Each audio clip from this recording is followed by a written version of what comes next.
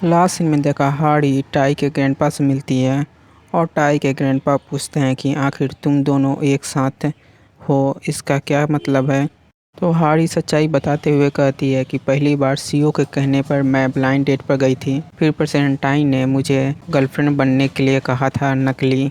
इतना सुनते ही टाई के ग्रैंडपा वहाँ से जाने लगते हैं और कहते हैं कि तुम दोनों एक दूसरे से दूर हो जाओ, नहीं तो लोग गलत मतलब निकालने लगेंगे।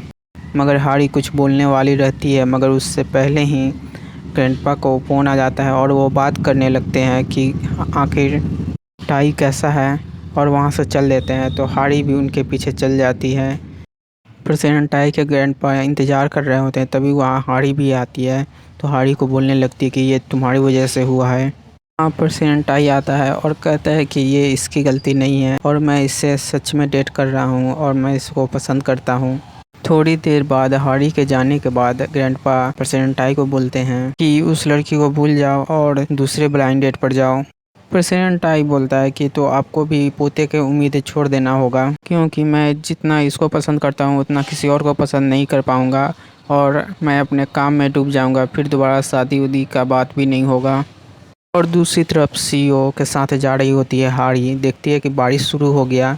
तो हाड़ी कहती है कि यहीं रोक दो, मैं वापस जा रही हूँ, और वहाँ से चल देती है। हॉस्पिटल पहुँचती है, कमरे में जाती है, लाइट ऑफ रहता है तो ऑन करने लगती है। तो प्रेसिडेंट टाई कहता है बस रहने दो, लाइट ऑन मत करो। टाई खिड़की से बाहर देख रहा होता है तो हाड़ी उसके पास जाती है। प्रेसिडेंट टाई बोलता है कि मेरे पेरेंट्स का एक्सीडेंट मेरे कारण से हुआ था, क्योंकि मैंने ही उन्हें कहा था जल्दी आने के लिए, और जल्दी आते समय एक गाड़ी से एक्सीडेंट हो गया था। सब मेरी गलती है, मुझे मॉम डैड कभी माफ़ नहीं करेंगे, मेरे पेरेंट्स मुझसे हमेशा नाराज़ रहेंगे और होंगे। तो हाड़ी कहती है तो इसका मतलब तुम्हारा एक्सीडेंट हुआ सो मेरी वजह से हुआ है। टाई बोलता है ऐसा नहीं, बिल्कुल नहीं, वो मेरा ध्यान भटक गया था, इस वजह से हुआ था, तुम्हारी कभी गलती है नहीं ना होगी।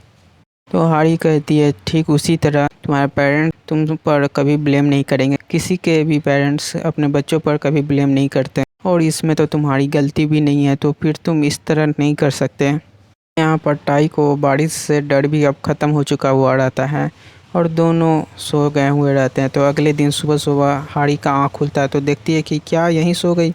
वहाँ जल्दी जल्दी घर पहुँचती है और घर पहुँचते ही चुप्पे जा रही होती है, तभी देखती है मॉम को आते हुए, तो वापस बाहर की ओर जाने लगती है। उसकी मॉम कहती है कहाँ जा रही हो इतनी सुबह सुबह। हाड़ी बोल देती है कि काम पे जा रही हूँ, बहुत काम है। हाड़ी की मॉम कहती है ठीक है जाओ जाओ, और वो तो अंदर जाना चाह रही होती है मगर वापस जाने लगती है तो देखती है फ़ोन नहीं है। तो वहाँ सीईओ आती है और कहती है तुम्हारा फ़ोन मेरे पास है, और दोनों एक साथ जा रहे होते हैं काम पे। हाड़ी फ़ोन चेक करती है तो पता चलता है कि इसका जो क्रश था मीनू, उसकी गर्लफ्रेंड ने काफ़ी बुरा भला बोला है हाड़ी के बारे में और कहा है कि हाड़ी एक बार में दो को डेट कर रही है। उसका तो 7 साल से क्रश था मीनू पे, अब किसी और को भी डेट कर रही है, वो भी प्रेसिडेंट टाई को, काफ़ी अमीर को फंसाई है इस बार। ये खबर प्रेसिडेंट टाई के ग्रैंडपा को लग जाती है और कंपनी में एम्प्लॉयज़ को भी लग जाती है, मगर ग्रैंडपा वो न्यूज़ पूरे डिलीट करवा देते हैं पूरे सोशल मीडिया से।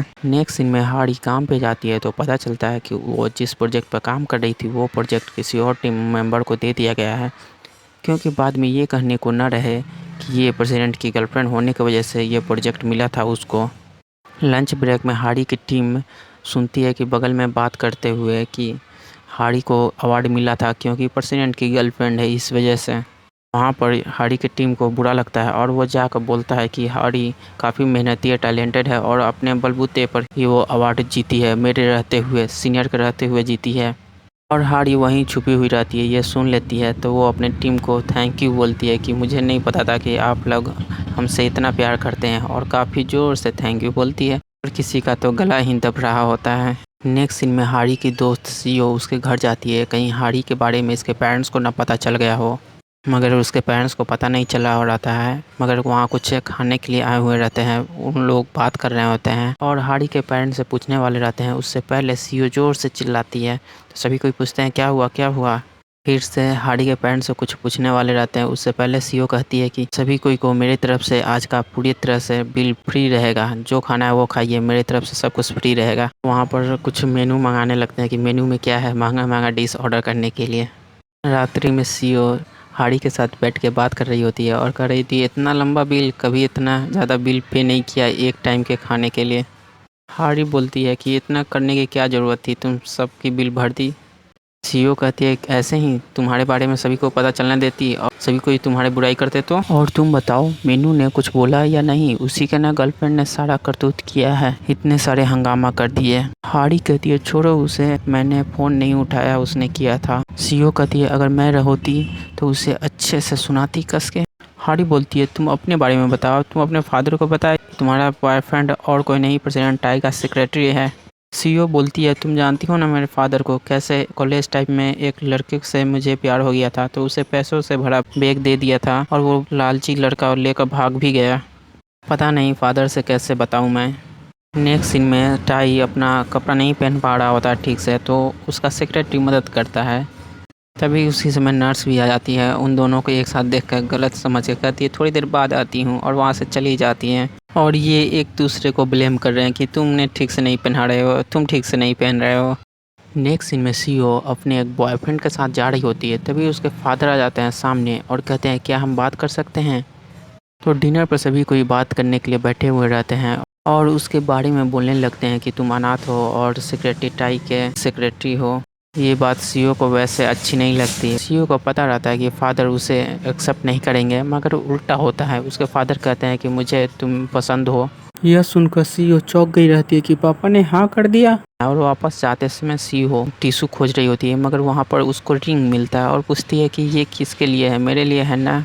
सैंग बोलता है कि तुम्हारे बर्थडे के लिए प्रेजेंट था, और साइड में कार रोकता है और उसे प्रपोज कर देता है और कह रहा होता है कि तुम्हारा फादर का इंतजार था कि हाँ कहने का, और उन्होंने हाँ भी कर दिया। तो सीईओ भी हाँ कर देती है और वो काफ़ी खुश होती है, दोनों मिल जाते हैं। नेक्स्ट दिन में हाड़ी काम पे जाती है तो उसको चेयरमैन द्वारा बुलाया जाता है, तो चेयरमैन से मिलने जाती है और वो कहते हैं कि तुम्हें किसी और ब्रांच में जाकर कोई और काम करना होगा, नहीं तो ये कंपनी छोड़ के जानी पड़ेगी।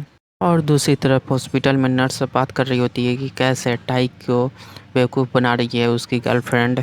ये बात टाई को पता चलती है तो पूछने लगता है कि आखिर क्या बात है, तो न्यूज़ पता चलता है टाई को और अपने सेक्रेटरी को कहता है तुमने ऐसा क्यों नहीं बताया, और वो पट्टी खोलने लगता है। हाड़ी से मिलने चला जाता है। कंपनी में पहुंचते ही हाड़ी की टीम से पूछता है कि हाड़ी कहाँ है, तो उसकी टीम बताती है कि काफ़ी देर पहले चेयरमैन से मिलने गई थी। टाई अपने ग्रैंडपा के पास आता है और पूछता है कि आखिर आपने उसको क्या कहा है और वो कहाँ है।